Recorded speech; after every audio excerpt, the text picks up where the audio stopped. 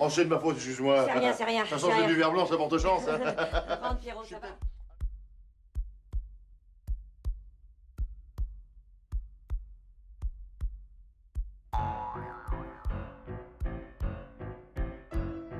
De toute votre vie, de toute époque, tout film et tout genre confondu. Avez-vous déjà été mis dans une telle ambiance en seulement quelques secondes? Qui plus est, avec un simple générique dans lequel il ne se passe rien de spécifique. Cette ambiance oppressante, sombre, cette urbanité grisonnante. Toutes ces lumières qui nous montrent que nous sommes pourtant si nombreux jusqu'à vivre empilés les uns sur les autres. Si proches et pourtant si éloignés des uns des autres. Chacun dans sa case. Chacun dans sa bulle, dans son petit compartiment. Et pourtant nous sommes ignorants, parfois volontairement, de ce qui se passe chez son voisin. Ignorants, y compris de cette femme pourtant menacée de mort. Terrifié par la sonnerie irritante de son téléphone. Terrorisé par cette technologie qui lui permettrait pourtant d'appeler à l'aide, mais qui, le soir de sa mort, l'isole encore plus du reste du monde.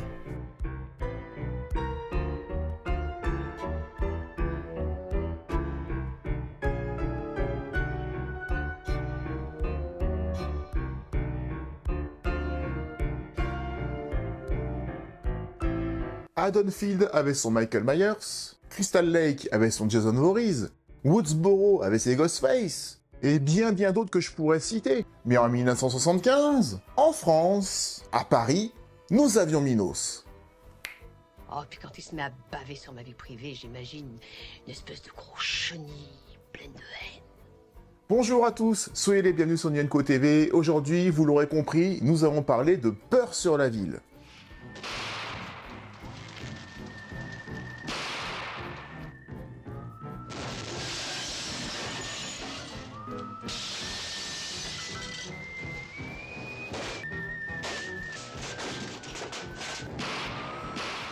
Pas que vous en faites un peu trop?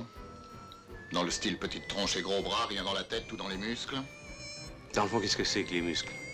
Quelques grammes de gélatine durcie placés où il faut. Ça sert aussi quelquefois à faire des flics vivants.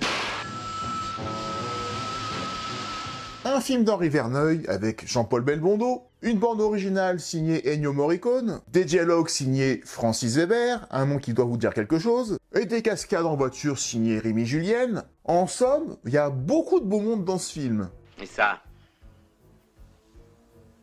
Mais c'est pas à moi, ça!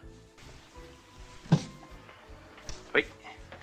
Mais il y a tes empreintes dessus maintenant. Aujourd'hui, je vous propose, comme souvent, de faire une vidéo en deux parties. Une sur les origines du film, le tournage, le contexte de la sortie, quelques anecdotes que j'ai pu trouver ici et là. Et attention, si vous êtes un fan de Peur sur la ville et que vous avez déjà fait vos propres recherches, je suis pas plus doué que vous, j'aurais trouvé les mêmes infos. Donc épargnez-vous en commentaire de dire que vous le saviez déjà. Cette vidéo s'adresse surtout à ceux qui connaissent bien le film mais qui n'ont jamais cherché à en savoir plus. Voire à ceux qui connaissent pas du tout, il y en a parmi vous.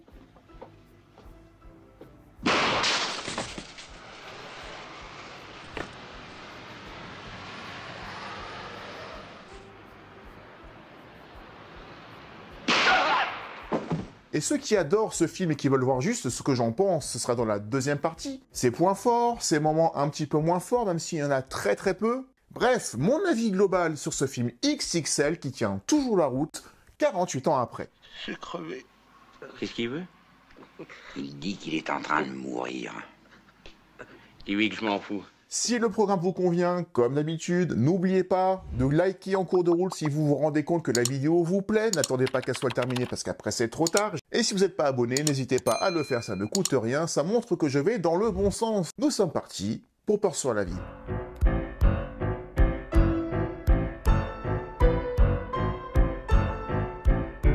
Sur Nyenko TV, on avait déjà abordé la carrière de Belmondo par deux fois. On avait parlé du Magnifique en 73 par Philippe de Broca, et aussi en 1982 sous la direction de Gérard Houry avec L'As des As. Presque 10 ans entre les deux films quand même. Et L'As des As était le succès le plus populaire de l'acteur, plus de 5 millions d'entrées. Et succès populaire, le mot populaire va être très important pour le film dont on va parler aujourd'hui. Car avant 75, date de sortie de Peur sur la ville, Jean-Paul Belmondo ne souhaitait pas être catalogué dans un genre particulier de film. Ni populaire, ni film d'auteur, il voulait varier entre les deux. bien qu'il jouait souvent des personnages un petit peu de voyous ou d'escrocs, il ne campait pas encore le rôle du héros ou du policier qui va jouer dans ce film-là, et il aimait donc tourner à la fois des films plus détendus, souvent avec De Broca ou Henri Verneuil, et des films moins populaires, plus cérébraux. Dis donc, c'est incompréhensible ce truc-là. Si l'autre dingue a été jusqu'au bout, ça vaut une remise de peine. Tels que Alain Resnais, que Jean-Paul Belmondo va retrouver en 1974 pour le film Stavisky, film dans lequel Jean-Paul Belmondo joue un escroc, mais plutôt sympathique. En même temps, c'est un escroc, les escrocs sont sympathiques, sinon ce ne sont pas des escrocs. Ça se passait dans les années 30, un film qui parle quand même beaucoup de déprime, de suicide, de la gloire d'un escroc jusqu'à sa chute où il est obligé de se cacher parce qu'il est traqué par tout le monde. Et ce film sort juste après Le Magnifique dont on avait parlé, 73-74, et le public n'arrivait pas à suivre, ni les critiques d'ailleurs, cette alternance entre deux cinémas si différents et si opposés.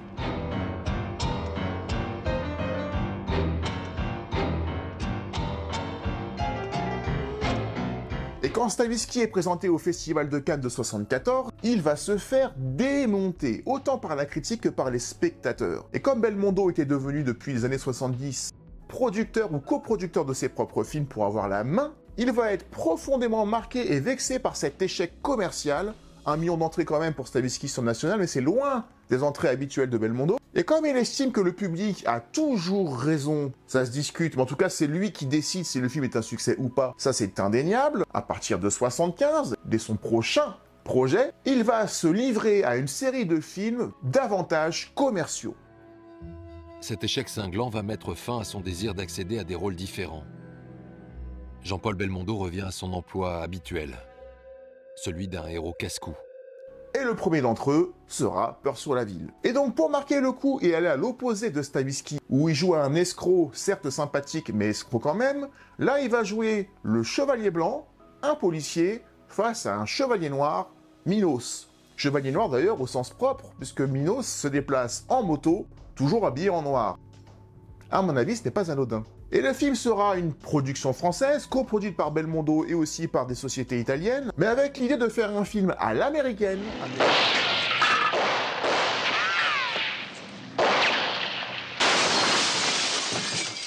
Avec des scènes d'action qui n'ont rien à envier à leur production à eux.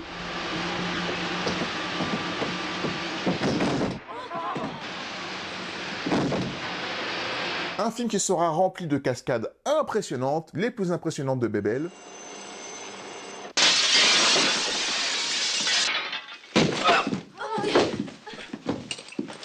Qui n'ont toujours pas à rougir même aujourd'hui d'ailleurs. Et il va tourner avec un réalisateur qu'il connaît bien, Henri Verneuil, qui va se baser sur un livre existant et qui va réécrire avec qui Francis Weber, qui va s'occuper davantage de la partie dialogue, car Belmondo voulait aussi des dialogues poignants et puissants, et pas que des scènes d'action. Minos, c'est une affaire formidable. N'importe quel flic supplierait à genoux qu'on la lui donne. Pas moi. Et qui dit production franco-italienne, dira casting également italien, avec notamment les deux méchants du film, Marcucci d'un côté, Minos de l'autre, tous les deux italiens, sauf que Marcucci, comme il n'a pas une ligne de dialogue, ce n'est pas grave. Mais Minos, qui parle beaucoup au téléphone, du coup, sera doublé. Budget confortable, 12 millions de francs, mais pas plus, car Belmondo voulait réussir à coproduire le film avec ses propres moyens, ainsi que les moyens italiens, mais ne pas faire appel à des gros studios pour qu'il puisse garder la mainmise sur les poursuites et les cascades qu'il voulait faire lui-même, et qui étaient extrêmement dangereuses et que tout le monde n'aurait pas forcément accepté de produire.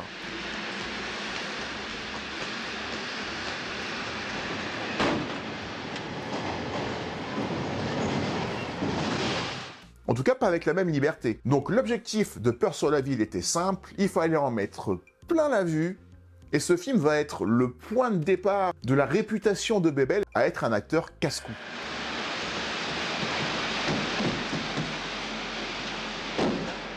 Déjà, de quoi parle Peur sur la ville pour ceux qui ne connaissent pas, et je sais qu'il y en a parmi vous. C'est l'histoire du commissaire Le Terrier, joué par Jean-Paul Belmondo, qui a une double lourde enquête sur les bras, ou disons plutôt des affaires. D'un côté, il veut retrouver Marcucci, un gangster avec qui il a un compte à régler parce que l'année d'avant, il l'avait mis en échec lors d'une course-poursuite en tuant son partenaire et en tuant également, avec une balle perdue, un homme dans la foule.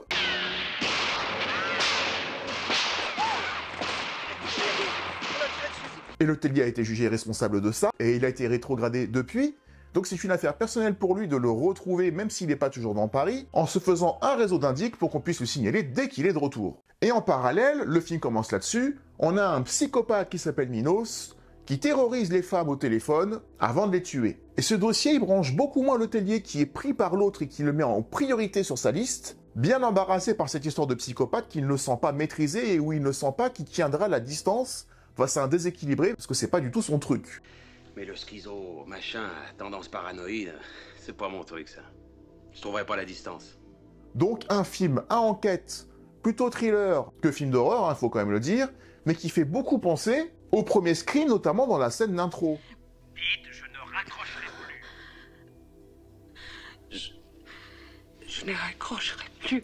Alors je détaillerai ça davantage dans la deuxième partie où je parlerai du film en lui-même, mais le tournage de ce film assez casse-cou va poser problème surtout à 3 occasions, les 3 grandes scènes d'action du film qui sont, premièrement, la scène de poursuite sur les toits de Paris au-dessus des Galeries Lafayette, poursuite entre l'hôtelier et Minos, et qui nécessite de reconsolider 400 mètres carrés de toiture avec du zinc pour sécuriser la zone, mais aussi délimiter les endroits où Bébel pouvait y aller ou pas, choisir les endroits qui allaient volontairement se casser pour le mettre en danger ou pas, que ce soit quand même assez contrôlé parce qu'il était absolument pas attaché. Scène dans laquelle Belmondo va réellement sauter de toit en toit, ça ne se ferait absolument plus aujourd'hui je pense sans doubleur, malgré qu'il y ait quelques faux raccords ici et là, parce qu'il saute pas forcément ce qu'on voit vraiment dans le film.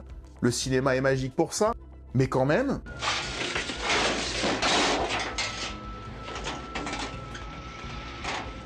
Le mot prudent, il l'avait rayé de son vocabulaire. Il glisse, il se rattrape, parfois un petit peu trop, on en parlera dans la deuxième partie. Il va se fracturer la main 2 fois, une fois sur les toits, une fois dans le métro. Bon, on tourne cette scène entre commissaire de police, inspecteur. On se serrait la main. Un assistant m'a dit il faut que je vous prévienne, on oublie la poignée de main. C'est parce que il a eu un petit accident hier, il est tombé sur le toit du métro et il s'est luxé le poignet, enfin je sais pas quoi, donc il faut absolument pas qu'il se serve de cette main, même pour un simulacre de poignée de main. Donc on ne s'est pas serré la main. Voilà. Il va aussi s'écorcher, se couper en sautant dans la verrière, parce que c'est réellement du verre qu'il y avait dedans. La cascade, dès que j'étais jeune, j'aimais ça, j'ai toujours aimé le cirque, j'aimais toujours faire des culbutes. Ben, vous savez, le petit passement de la peur, on l'a toujours, moi je l'ai toujours eu même quand j'avais 20 ans. Une séquence impressionnante qui enchaîne sur une autre séquence impressionnante, celle de la poursuite dans le métro. Apparition du métro, il est sur le 2e wagon, vous le savez, hein? Voilà. Allez-y.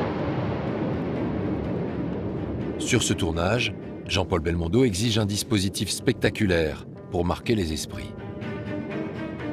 Cette séquence extraordinaire sur la ligne 6 du métro où Belmondo va réellement monter sur le toit du métro, sauter de rame en rame, sans aucun trucage, si ce n'est des aménagements de planning pour que les scènes dans les tunnels soient tournées de minuit à 5h du matin pour qu'il n'y ait pas d'usagers. Mais c'était quand même périlleux, surtout à l'extérieur, où si jamais il tombait à gauche, c'était l'électrification assurée, et s'il tombait à droite sur le pont de Bir Hakeim, c'était 50 mètres de chute, c'était la mort, dans les 2 cas. Quand il marchait sur le métro, là c'était quand même, là c'était pas rien, c'était quand même très très très difficile. C'était le vrai métro.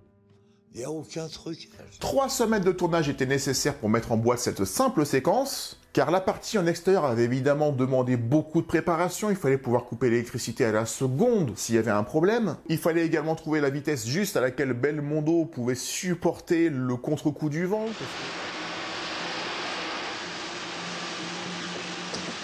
Bien entendu, tous les risques sont calculés, car tout a été d'abord à 10 à l'heure essayé, puis à 15, puis à 20, puis à 30, puis à 40.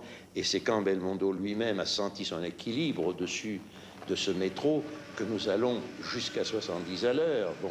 Et l'étape la plus périlleuse dans cette cascade, c'était d'être bien au bon endroit quand il fallait repasser sous les tunnels. Parce que pour s'accrocher, Belmondo devait s'accrocher sur les côtés. Mais pour repasser dans les tunnels, il fallait se recentrer parce que les tunnels étaient arrondis. On le voit à un moment se décaler au dernier moment. À un moment, on passait sous le tunnel.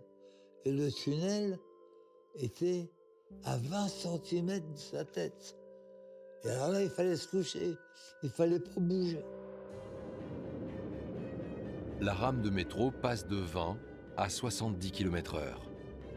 Le danger est réel. Et à l'issue de la prise, l'acteur se montre étonnamment détendu. Fallait pas se rater là-dessus, sinon ça aurait ressemblé à ça. Ah, il y a un défilement qui est quand même assez rapide. Oh merde! Ils vont réussir d'ailleurs la scène du premier coup, mais ils vont vouloir la doubler au cas où quelque chose n'irait pas, pour être sûr qu'on ait au moins une bonne scène, parce qu'impossible de refaire tout ça 2 mois après si on se rend compte au montage que ce n'est pas bon. Il fallait assurer le coup. Bah, la deuxième fois, il va encore se rebriser la main en voulant esquiver une barre de fer qu'il n'avait pas vue. 5000 spectateurs, ou plutôt 5000 passants qui étaient là, ont regardé le tournage de cette scène-là, d'en bas. On en voit d'ailleurs certains sur ce plan qui est devenu culte. Et après les prises de vue, Belmondo a croisé certains d'entre eux, dont l'un, un des passants qui a félicité Bébel et qui lui a dit...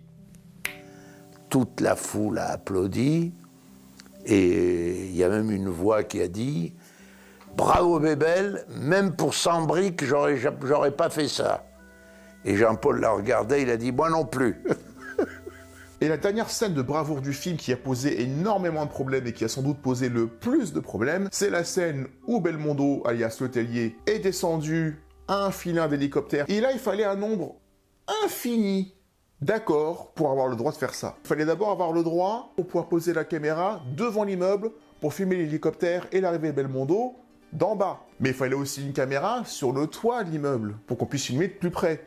Et là, c'est le syndic de copropriété, 750 personnes qui vivaient là, qui devaient tout être d'accord à l'unanimité. C'était pas gagné. Et puisque l'hélicoptère devait arriver à cet immeuble depuis Paris, il fallait aussi l'accord de 3 ministères et de toutes les polices, police du sol, police de l'air, pour avoir le droit de faire déplacer un hélicoptère au-dessus de la ville. Et si jamais Belmondo doit rentrer de force dans un immeuble suspendu à un hélicoptère, il faut que l'immeuble soit entièrement vidé ce jour-là, c'est une exigence, et il faut convaincre les 750 locataires qui ont dit oui, d'aller voir ailleurs le temps de cette prise-là durant le tournage. 1 journée, 2 journées, je ne sais pas combien de temps. Et il fallait qu'ils soient tous d'accord. Et ils ne l'étaient pas. Du coup, Belmondo les a tous invités à dîner au restaurant pour les convaincre.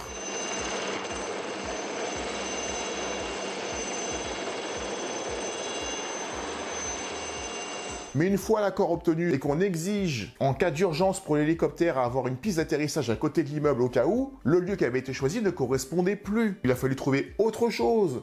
Un immeuble avec plutôt des activités professionnelles, qui soient libres le samedi et le dimanche, qui n'ait pas besoin de tout vider. Mais après, le GIGN, nouveau à l'époque, qui vont réellement être montrés à l'image dans le film, c'est eux qu'on voit descendre de l'hélicoptère à une vitesse hallucinante. Ils ont demandé et exigé que pour suspendre Bébel à cet hélicoptère-là, il fallait pas que le vent dépasse l'indice de 7. Alors que nous étions en janvier 75 et que le vent soufflait plutôt d'une force 12 à 25, et il fallait donc attendre, en plaçant un appareil qui mesurait l'intensité du vent en haut de l'immeuble, que le vent ne souffle pas au-dessus de 7. Mais pour commencer, c'est mieux que tu apprennes sur l'ancien modèle. Une fois qu'on a cette amplitude 7 maximum le jour J, on se rend compte que le filin qui descend Bébel ne peut pas descendre Belmondo au-delà de 7 mètres de hauteur, ce qui ne lui permettra jamais d'atteindre la fenêtre de Minos qui est bien plus bas. Donc il va falloir construire une grue sur le haut de l'immeuble et faire le raccord, mais ça c'est le réalisateur et le montage qui le fait, pour qu'on ait l'impression que ce soit Bébel qui descende de l'hélicoptère puis de la grue sans qu'on y voit quoi que ce soit, et on le voit pas du tout. Mais pour construire une grue, il faut une autorisation. C'était un vrai casse-tête pour avoir cette minute 30 certes impressionnante. Que d'emmerde. Franchement, bravo.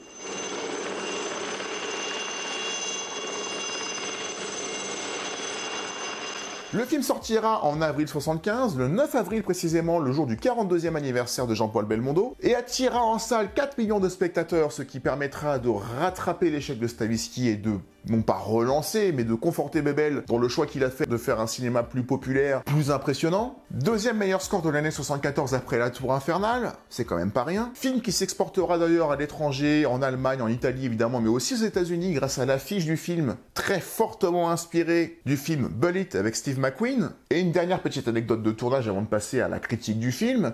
La voix qu'on entend à un moment dans le métro, la voix qui dit au chauffeur combien de temps il a devant lui pour continuer à avancer sans s'arrêter sur les stations pour ne pas percuter le train qui est devant. Et partez et que vous voyez tous ces engins qui sont lancés. Rame 603, vous êtes à 5 minutes de la rame qui vous précède. C'est la voix d'Henri Verneuil que nous entendons à cette occasion-là. Si vous aimez énormément ce film comme moi et que vous avez fait vos propres recherches, je pense encore une fois ne pas vous avoir appris grand-chose. Mais on va attaquer la deuxième partie de la vidéo, une partie qui m'est beaucoup plus propre, parce que c'est mon avis, ma critique sur ce formidable film d'Henri Verneuil. On est parti pour la deuxième partie.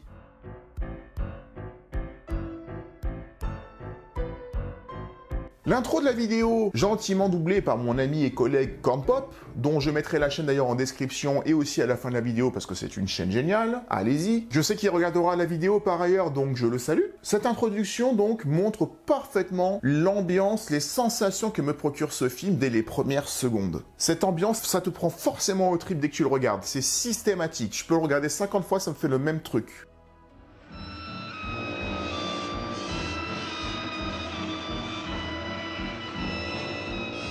Avec ces sons aigus qui sont inhumains, alors qu'on voit pourtant la société humaine, mais quelque part inhumaine, cette société bouillonnante qui cache tapis dans l'ombre bien des dangers, dont un qui s'appelle Minos, mais il y en a sans doute d'autres. Mais il n'y a pas que le visuel et le sonore qui jouent, il y a aussi le cadre de Paris. Ce Paris que j'aime beaucoup dans les années 70-80, ce Paris gris avec ses flics toujours en imper beige, avec la clope au bec en permanence. On en a parlé un peu dans Tendre Poulet, une vidéo que j'avais fait également. Dans toutes les scènes quasiment, Belmondo ou son collègue, ils ont toujours une clope.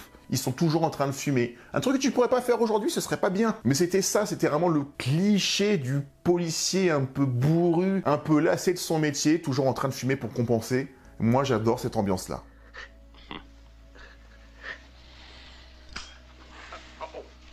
C'est bon de se détendre après l'effort. Mais il n'y a pas que cette ambiance urbaine parisienne et cette musique d'Ennio Morricone qui est absolument géniale. Il y a aussi l'écriture des personnages et surtout du personnage de Belmondo. Merci Francis Weber. Car j'adore le personnage de l'hôtelier. C'est un flic très casse-cou, d'accord, des gros bras et pas de cervelle. Il joue beaucoup de ce cliché-là parce qu'on disait beaucoup de Belmondo qu'il avait aucune culture et qu'il était que physique. Et du coup, dans le film, ils vont essayer de jouer un petit peu avec ça. Que vous préfériez le western à l'explication psychologique, ça vous regarde. Mais on ne fait pas toujours ce qu'on aime. Mais c'est très important le fait qu'il ne veuille pas faire cette enquête-là et qu'il préfère une autre qui était déjà en cours, mais que si jamais l'assassin se présente sous ses yeux, il va s'y prendre d'une façon tout à fait sérieuse pour essayer de l'attraper. Surveille la sortie de l'immeuble.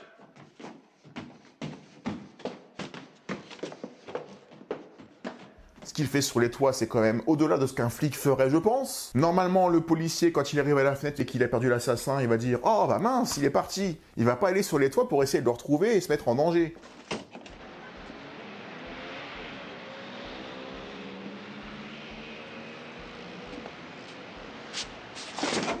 Enfin, je pense, je sais pas. S'il y a des policiers parmi vous, dites-moi si vous avez juste le droit de faire ça. C'est ce que j'aime dans ce personnage qui est certes un flic, mais un flic un petit peu voyou, un petit peu rebelle, un peu comme le James Bond de conneries. Il a du mal avec l'autorité, il a du mal avec les ordres directs. Il a un côté insolent que j'aime beaucoup. Et dis mon grand, c'est pas un coup de couteau ça?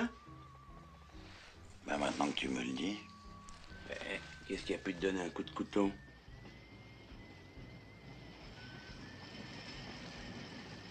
Ça va pas, non? Il a recours à des méthodes assez peu scrupuleuses pour obtenir des réponses, quitte à flirter avec le flic un peu ripou. Donc les méthodes sont assez radicales. Je te descends. Légitime défense. Et le film a un côté aussi immersif, où lui, il nous montre qui est Minos d'entrée, ne nous le cache pas, pas comme un Scream où on ne connaît pas le tueur. Comme on suit Minos, on voit ses crimes, et on voit Bébel arriver juste après. Mais sûrement pas. Elle vient de me demander par la fenêtre de lui remonter son chat. Vous êtes la concierge de l'immeuble?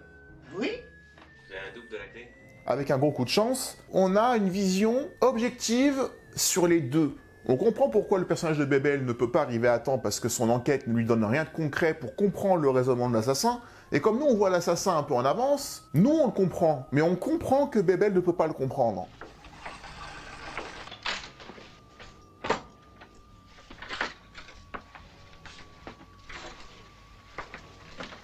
Ce qui fait qu'on prend ni l'un ni l'autre pour un con. Par exemple, dans une scène qui peut paraître anodine, mais quand Bébel se rend à l'hôpital avec son collègue, quand il va interroger un témoin à l'hôpital et qu'il laisse sa voiture en bas sur le parking pour aller interroger la nana, Minos, qui était sur le parking, va lui laisser un petit cadeau dans la voiture, et à son retour, Bébel et son adjoint vont se dire « Il commence à me courir ton copain ». Commence à me courir ton copain, hein? D'ailleurs, c'est toute cette affaire qui commence à me courir. Vous voyez, on voit que Minos est dans son entourage et qu'il le surveille et qu'il était là il y a 5 minutes. Pourtant, ça n'a pas l'air de le paniquer du tout. Ça a plutôt l'air de le blaser. Permettez-moi de raccrocher d'abord, au cas où vous tenteriez de repérer mon appel. À tout de suite. Merde. Qu'est-ce que c'est que cette connerie? C'est un personnage intéressant, qui n'est pas un Superman. Ce que Belmondo disait toujours, je ne suis pas Superman, personne ne l'est. Mais ils s'en rapprochaient quand même pas mal. C'est juste un flic qui rêvait d'être flic depuis qu'il était gosse. Il le dit quasiment à un moment donné, dans une des rares scènes où il se livre à cette femme dans son appartement qu'il doit surveiller et qu'il doit mettre sur écoute pour essayer justement d'enquêter sur Minos de façon sérieuse. Il ne réussira d'ailleurs pas à la protéger, ça aussi c'est assez balèze dans le film. On aurait pu trouver une pseudo-histoire d'amour, il va en sauver une, mais en fait il sauvera aucune des victimes de Minos, sauf peut-être celle de la toute fin qui est prise en otage avec sa famille, mais ça compte pas. Et cette fin est terriblement frustrante d'ailleurs.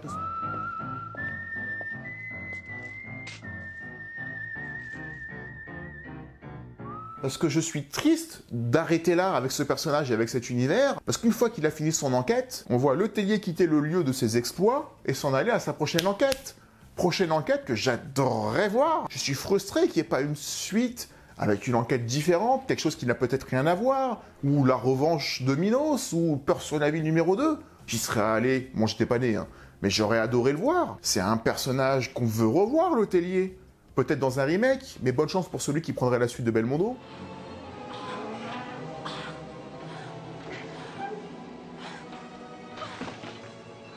On a tellement peu ce genre de film dans notre catalogue de cinéma français que quand il y en a un, c'est dommage qu'il n'ait pas fait des petits. Ce qui veut pas dire que j'aime absolument tout dans Peur sur la ville. Il y a 2-3 petites choses, c'est des petits détails, hein, qu'on peut quand même soulever. Par exemple, ça arrive parfois avec Belmondo, mais quand il fait ses propres cascades, il a parfois envie d'en montrer un petit peu plus et de nous faire des feintes en montrant qu'il a failli tomber.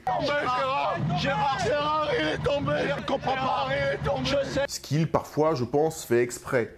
Par exemple, là.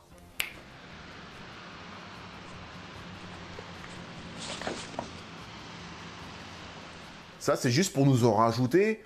Et je pense pas que c'était nécessaire d'en rajouter parce qu'on le voit bien qu'il est suspendu au vide et qu'il n'est pas attaché et qu'il est très haut. Alors que quand on lui tire dessus et qu'il est en danger, qu'il saute dans la verrière ou qu'il se laisse glisser sur une pente,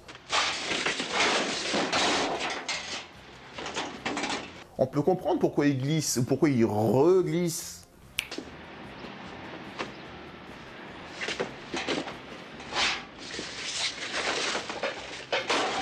Mais quand il s'accroche juste sur une balustrade et qui fait « Oups, j'ai failli tomber » et qui se raccroche, ça a un petit côté un peu moins juste, parce qu'on peut être aussi juste dans l'action. C'est juste un petit détail qui fait de temps en temps dans certains films, où il fait vraiment des feintes de « Oh, c'était moins une ». Deuxième chose que j'aime pas tellement dans le film, c'est le point de vue du tueur visuellement à la caméra, comme ça, quand on voit en fait...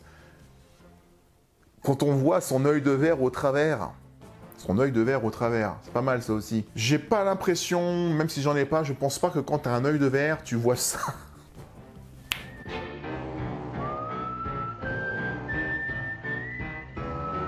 Je dirais plutôt que si t'as un œil de verre, tu dois plutôt voir quelque chose dans ce style-là.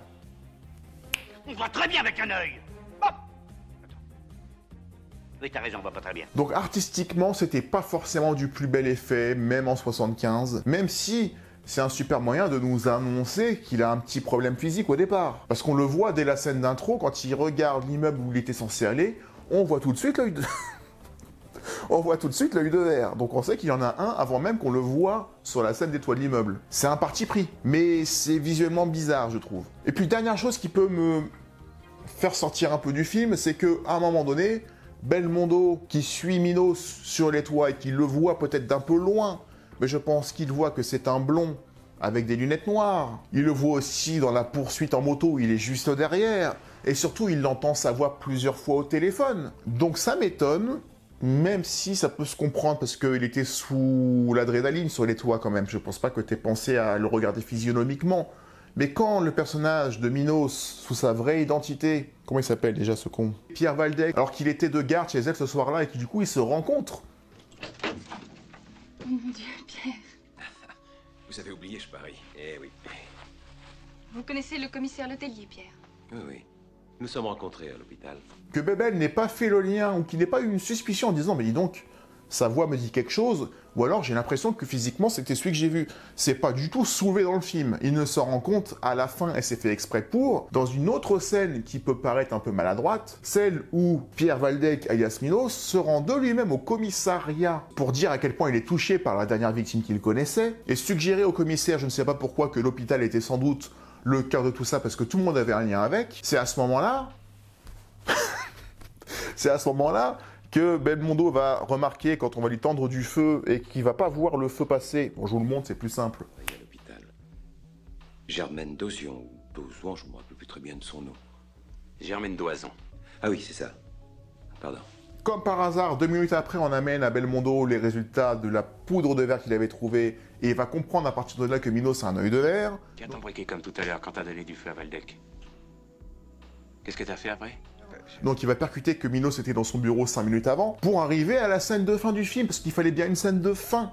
Mais pourquoi est-ce que Minos avait besoin de se rendre au commissariat? Est-ce que c'est pour jouer? Est-ce qu'il avait envie de jouer avec ce commissaire qu'il provoque?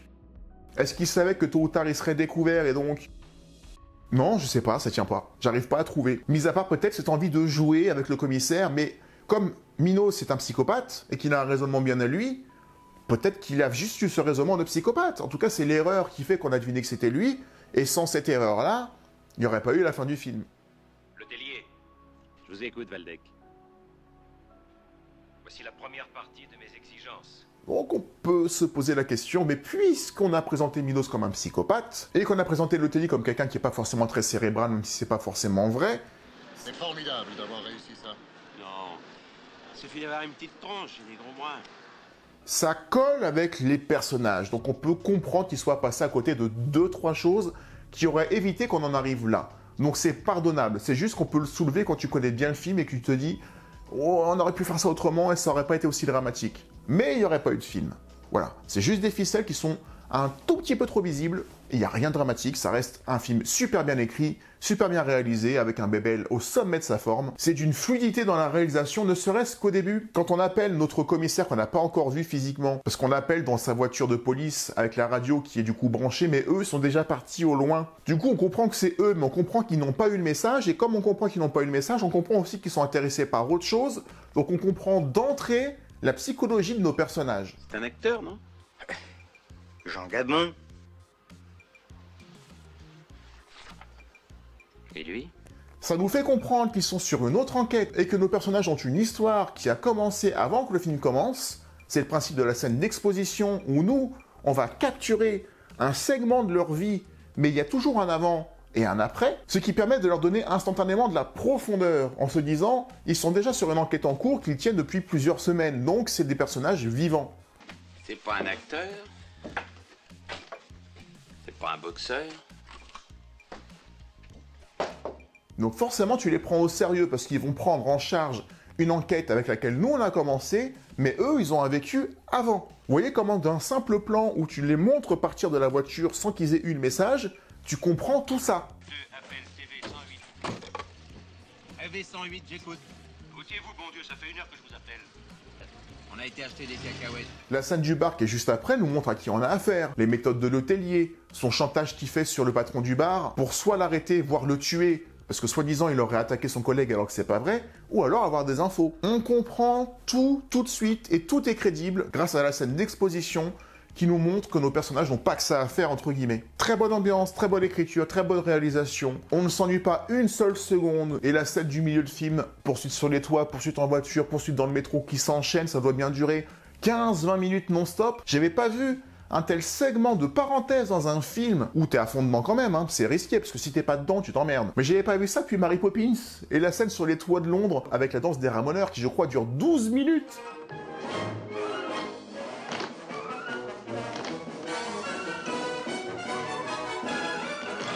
Minutes où pareil, t'es à fond dedans parce que tu veux pas que ça s'arrête. Et ça, c'est super dangereux parce que soit tu veux pas que ça s'arrête et tu veux que ça continue indéfiniment, la marque des bons films, soit tu rentres jamais dedans et du coup, pendant 12 minutes, tu sors complètement du film. C'est pas du tout le cas dans Mary Poppins et c'est pas du tout le cas dans Peur sur la ville. Je ne peux qu'encourager ceux qui ne l'ont pas vu ou pas vu depuis longtemps à s'y replonger. C'est du Scream à la française, mais bien avant l'heure. La scène d'intro le dit, quand il interdit à sa future victime de raccrocher le téléphone, Ça me fait penser à Drew Barrymore. Et puisque Scream 6 est sorti récemment, à la date où je publie cette vidéo et que j'ai été le voir, et qu'on a fait les 4 premiers Scream en rétrospective détaillée où j'ai creusé les 4 films et qu'on a aussi fait une critique sur le 5e, la semaine prochaine, je vous propose de sortir un petit peu du cinéma français comme je le ferai de temps en temps. Bientôt, on parlera d'Indiana Jones pour parler de la sortie du 6e film.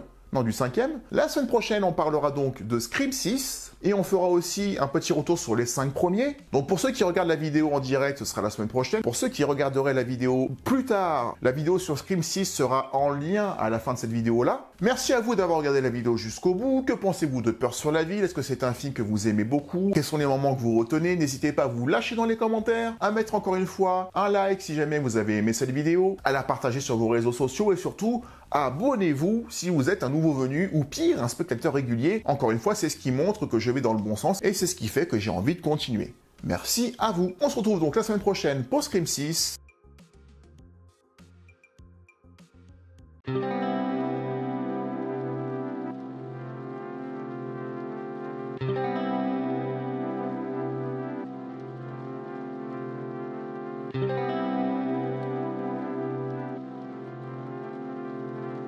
Thank you.